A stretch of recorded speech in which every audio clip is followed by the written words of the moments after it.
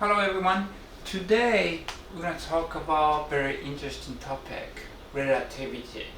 Here's the menu we're going to learn today. What we're going to learn today: how 19th century understanding of physics led to contradictions, problems, and then how Einstein's came in 1905. Principle of special relativity resolved these contradictions. Why relativity requires rethinking of our concepts of space, time, and simultaneity. How to calculate time intervals and spatial distances in different reference frames. How relativity relates mass, energy, and momentum. To explain how relativity describes a relation between electricity and magnetism. To give a brief qualitative description of general relativity. So that's the topic today. Let's get started. Speed of the light, we sometimes denote as c, is relative to what? Maxwell equations show that light and other electromagnetic waves propagate in vacuum at the speed of the light, c. That's what we learned last time. But with respect to what? 19th century physicists thought that light waves were like other waves, which required a material medium in which to propagate. Like the sounds propagate in the air, or sounds also propagate in the water, right? They called that medium the ether. Then Maxwell's equation will be strictly correct only in a reference frame at rest with respect to the ether. Because only in such a frame would the prediction of waves propagating at speed c be correct. So a logical question for 19th century physics was, what is Earth's motion relative to this ether? One possibility, Earth is at rest relative to the ether. That's very simple, right? Then either Earth alone in the entire cosmos is at rest relative to the ether. But this is weird. Ruled out by the Copernican paradigm, Earth doesn't have a special status and astronomical observations. Because, Earth is moving around the sun, and then sun is rotating among Milky Way galaxy. And how come Earth is the only thing that's at rest to the ether? That's very weird, unnatural, right? It's against the Copernican principle, so it's ruled out. Also, astronomical observation doesn't show any evidence. Or all astronomical bodies drag the local ether with them, including the Earth. Okay, so everything in the universe is dragging ether. So around the Earth, ether is moving with the Earth, so Earth is at rest. But this is ruled out by observation of the aberration of starlight. But starlight is coming straight toward us, so there's no such thing as is dragged by star or the Earth. So the conclusion is the Earth isn't at rest relative to the ether. So what's going on? Therefore, Earth must be moving relative to the ether. Physicists should be able to determine the speed and the direction of that motion. So, it is impossible that Earth is at rest regardless to relative to the ether. Then Earth must be moving in the ocean of ether. Then physics experiments should be able to detect this, right? So, and then decide the motion of the Earth in the ether. In particular, the speed of light should be different in different directions because Earth's motion through the ether is different in different directions. That becomes interesting. And there comes Michelson-Morley experiments. The Michelson-Morley experiment used wave interference to test for differences in the speed of light in different directions. Those differences should result from Earth's motion through the ether. In 1887 version, the experiment was far more sensitive than needed to detect motion at Earth's orbital speed. The experiment was conducted in different orientations and at different times of the year to account for different directions of Earth's motion relative to the ether. The result is there was never any significant change in the interference pattern. Conclusion: Earth isn't moving relative to the ether. So here's the experiments, how this Michelson-Morley experiment works. So the laser source emits a laser, strong light, and here's a diachronic mirror. It split the light two directions. So one is reflected to one mirror, and another goes through this beam splitter. And here's a mirror, and then the light comes back, and then this light in turn is reflected and then comes back to the observer. And then these two lights, it's a laser light, it's going to interfere between each other. So, this peak and then bottom peak and the minimum peak and minimum, if there's a little bit of difference between here and here, and by the way, this distance is exactly the same, then the observer should observe interference pattern. If the light wave is slightly shifted, you see the pattern, right? So it's suitable to detect the slight, very tiny differences in this way. So we assume this ether is going, say, for example, this way. Then speed of the light in this way, horizontal way, and the speed of the light perpendicular way will be different. So there should be an interference pattern here for observer. But, as I said, the conclusion, there was no interference pattern. The light came back exactly in synchronization. So there was no difference in the speed of light here and here because of it. So, what is going on here? At the end of the 19th century, physics faced a seeming contradiction. Here's a problem.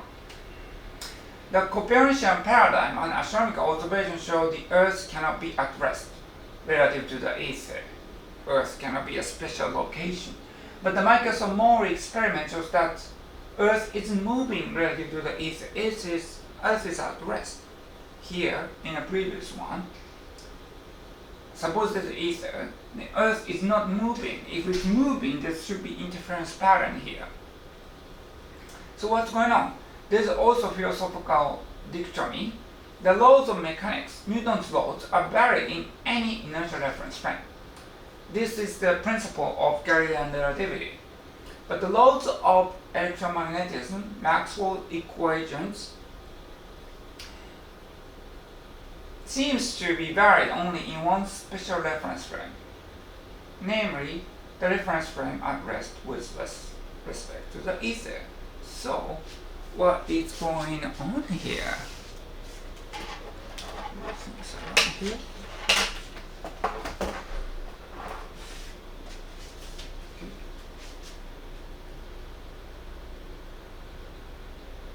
Excuse me.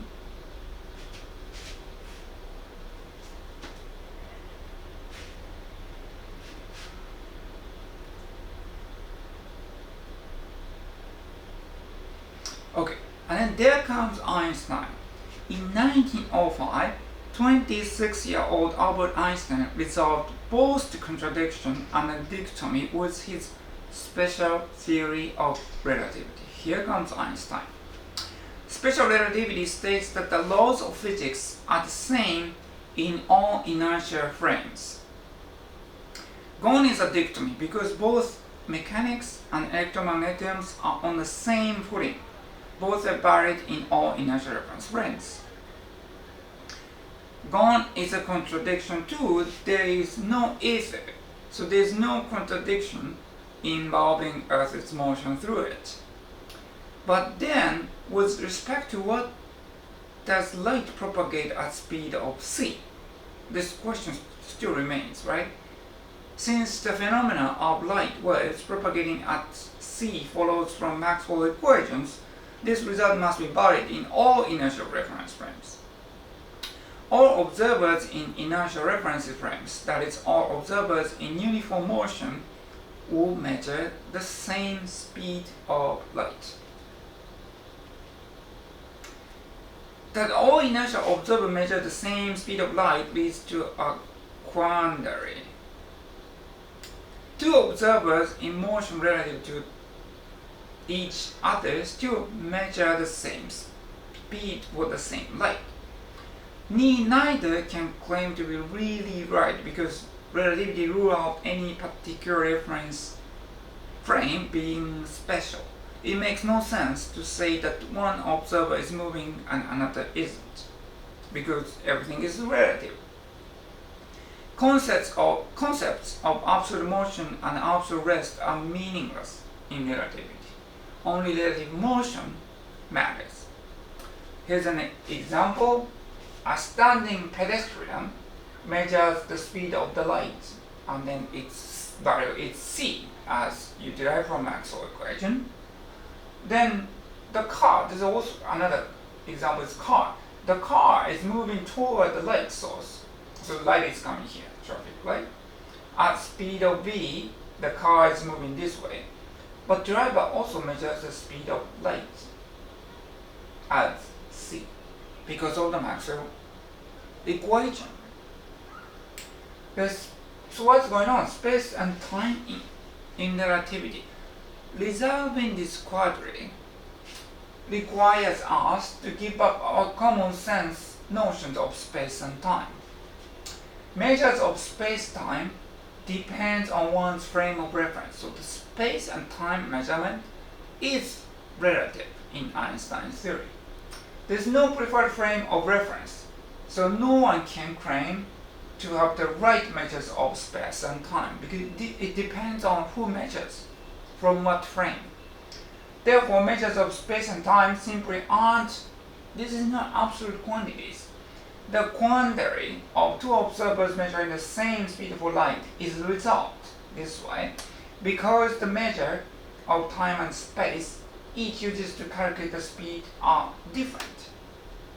So they can both get the same speed even though they are in relative motion.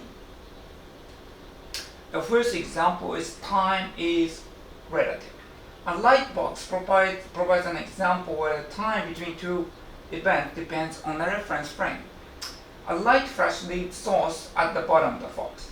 Here, the light is emitted, reflects off a mirror at the other end and returns to the source. Just like in this figure, goes through L, comes back L, and you measure the time, right?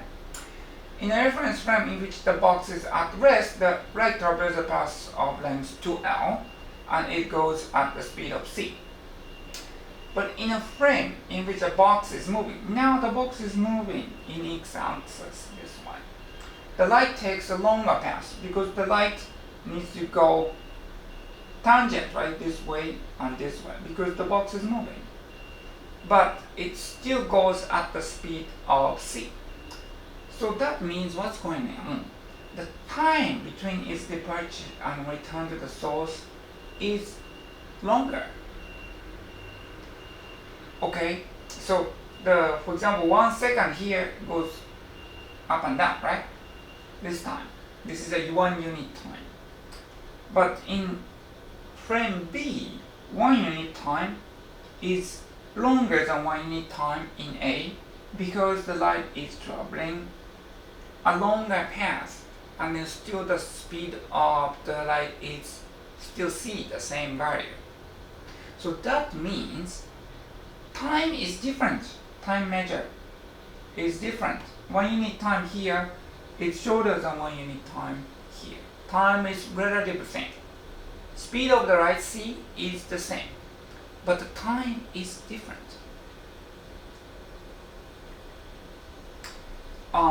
Believe in the principle of relativity. you can dismiss the different times between the two events by saying that one observer is moving and the other isn't. That suppose that one reference frame is really at rest and the other isn't. That will make one reference frame special. But the essential point of special relativity is that all inertial reference frames are equivalent as far as the laws of physics are concerned. So the times between two events are different and both are correct.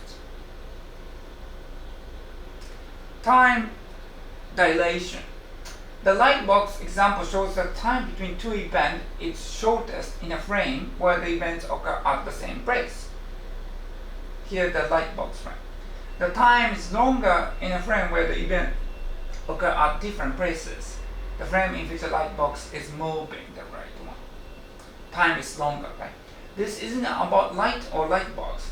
It's about time itself. The phenomenon of time dilation is described quantitatively by the time difference is delta t square root of 1 minus b squared over c squared, where delta t is measured on the clock c in the diagram and delta t is measured on the two synchronous clocks c1 and c2.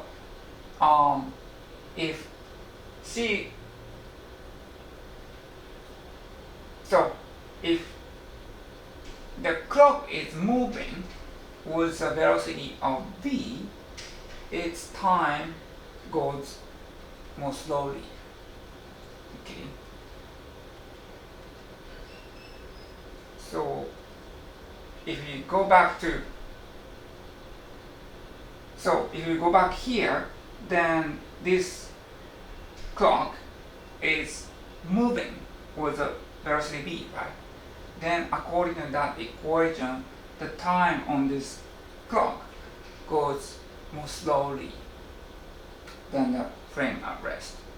And then by how much is calculated by this factor, square root of 1 minus b squared divided by c squared. So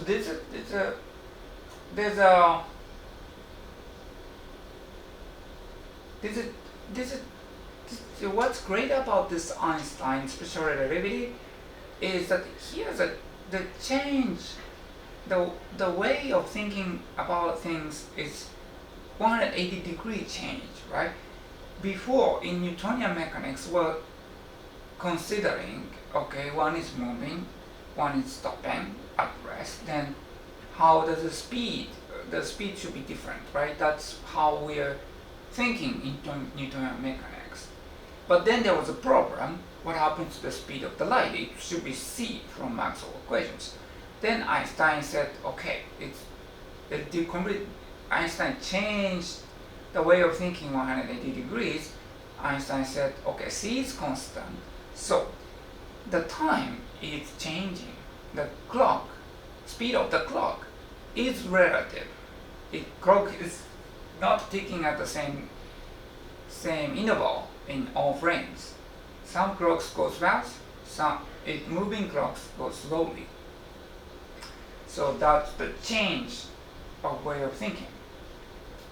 Length contraction. Also in this special relativity, if you assume the speed of light is constant, then the length it also becomes relative. Let's see it. The light box example implies that observers in two reference frames find different measures for the same distances. If the clocks C1 and C2 in the previous slide are distance delta x apart in frame in which they are at rest, then in a reference frame of clock C moving at B with respect to C and C2, the distance is the same factor. This is 1 minus b squared divided c squared. So the length of an object that's moving very fast is going to be shorter. This is a phenomenon of relativistic length contraction, also called the Lorentz contraction.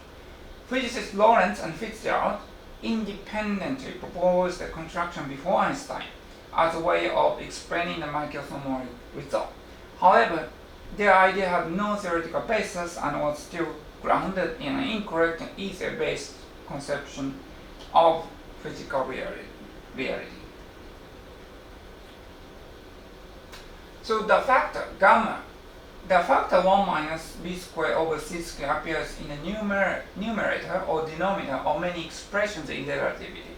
It is convenient to define the relativistic factor gamma is 1 over this 1 minus b squared c squared.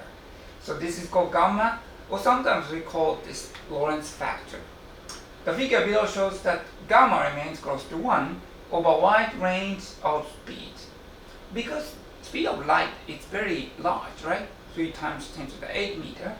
So velocity in our reality, this term is very, very small. So most of the time gamma is 1, most of the time.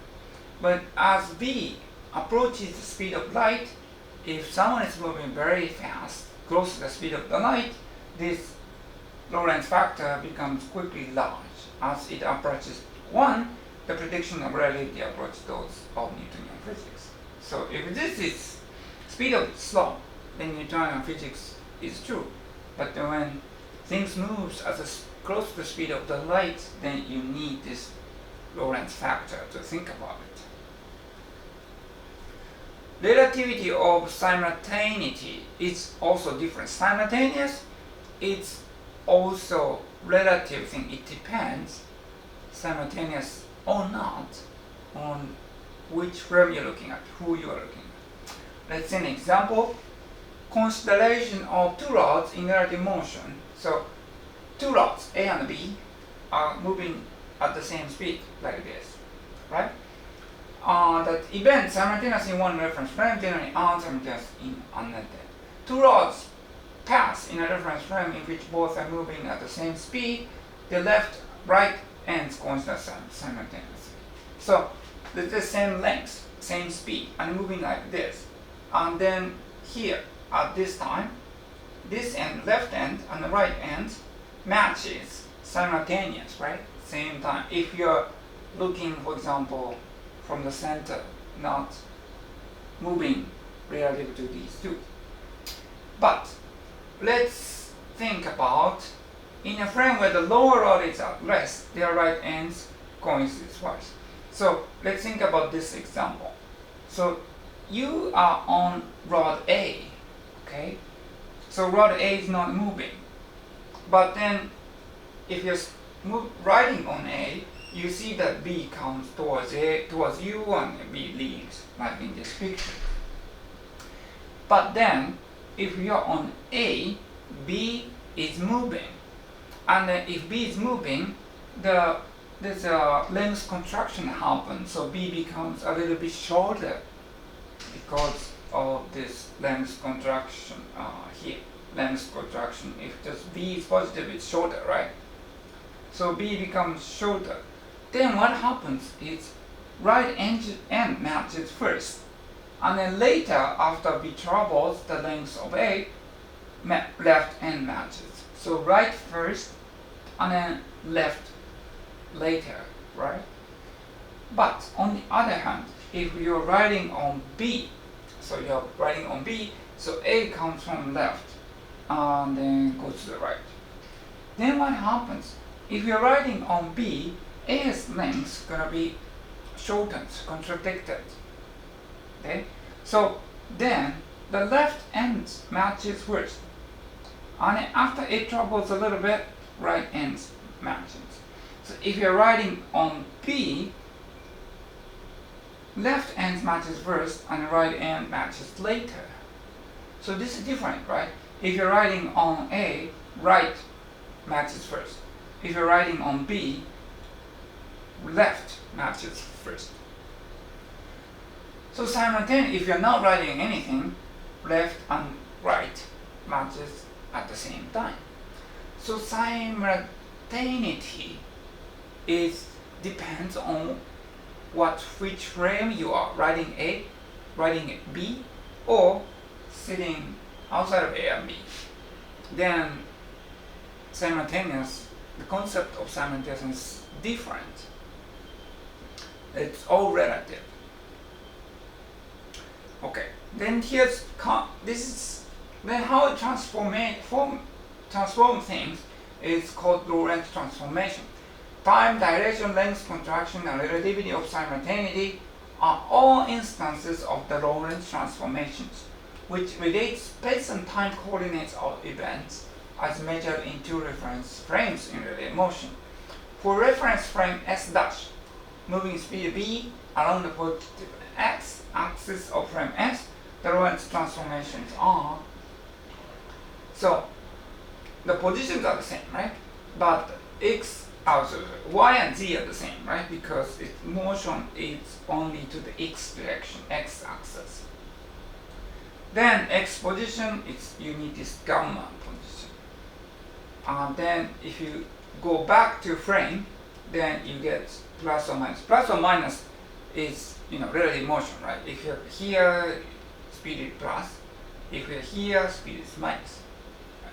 Then you need gamma and x minus vt or x plus vt. Then time is also relative. Gamma t minus bx over c squared, gamma t plus bx c squared. Or gamma, as we see, is Lorentz factor. So this is how you transform time and the position from one frame, such as this, to another. It's called Lorentz transformation. Okay, then how relativity velocity addition. This is an interesting example. How do we add up the speed of two objects moving at different speed? So different measures of time and space in different reference frames mean that velocities don't simply end. When an object is moving at velocity u dash relative to reference frame s dash, and s dash is moving at velocity relative to frame s, then object velocity relative to s is u equal u plus b over 1 plus ub c squared. This is how you define the velocity. The important point is, so object u is moving, right? B is moving, right? Okay, velocity at u plus b, it's not correct.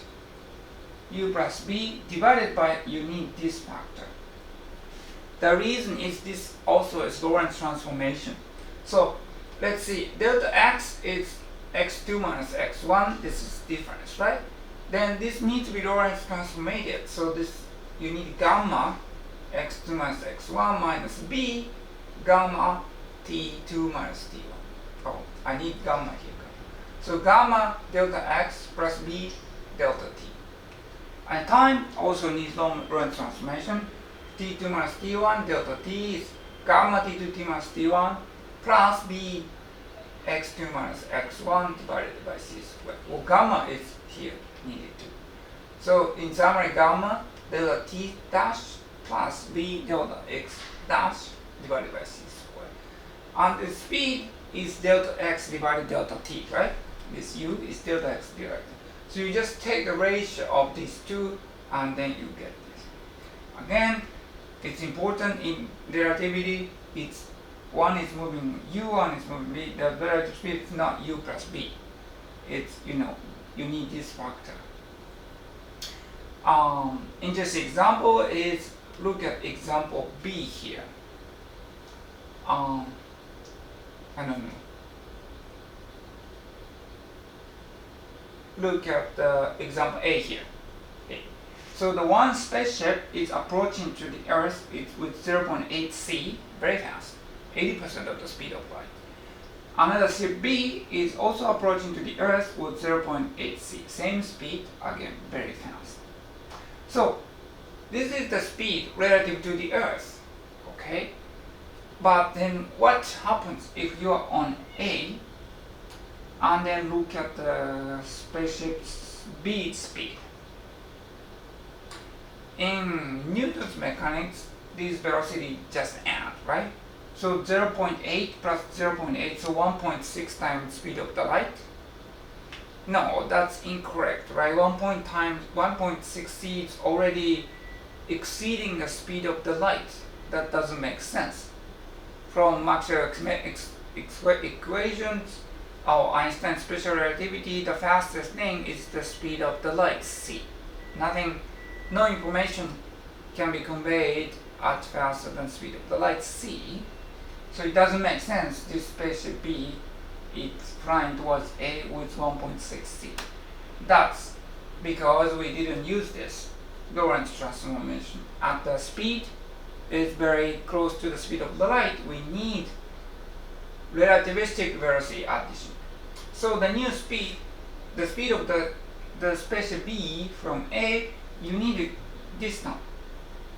So if you calculate, this is 0.8 c, this is 0.8 c, because this is the speed, and you need this and 1 plus 0.8 c, 0.8 c divided by c squared. So 1.6 divided by 1.64, then you get 0.98 c. Is the speed of spaceship B if you look at from spaceship A. That makes sense, right? Then this is not over the speed 0.98, so it's still within the speed of the light, so it makes sense. It's very close to the speed of the light, but it's still less than speed of the light. Okay. What happened to the energy and momentum in relativity? The momentum on an object mass m moving velocity u becomes this. Momentum is mu divided by this gamma.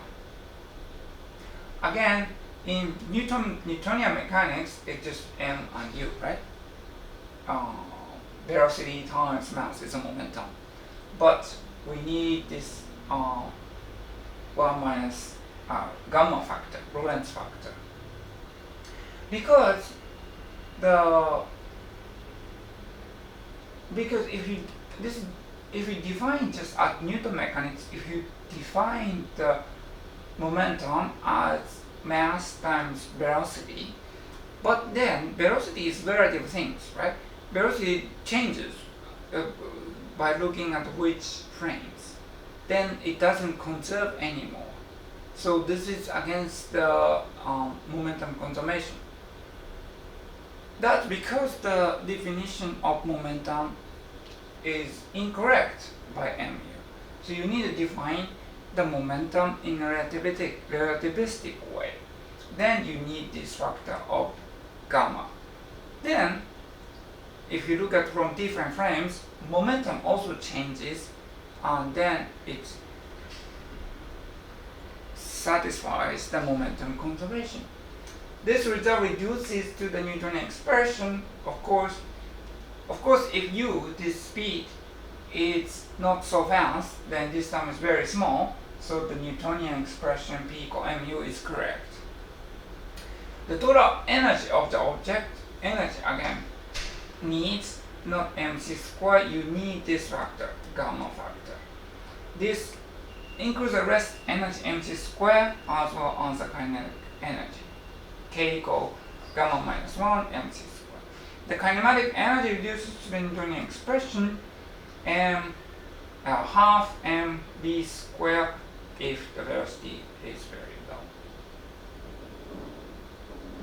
So this factor tells you why it is impossible to accelerate an object to the speed of the light. Because if the object is moving very fast, if you want to change the object's speed a little bit, because this becomes close to c, the total energy becomes humongously large. If it becomes very close to c, it becomes infinite energy.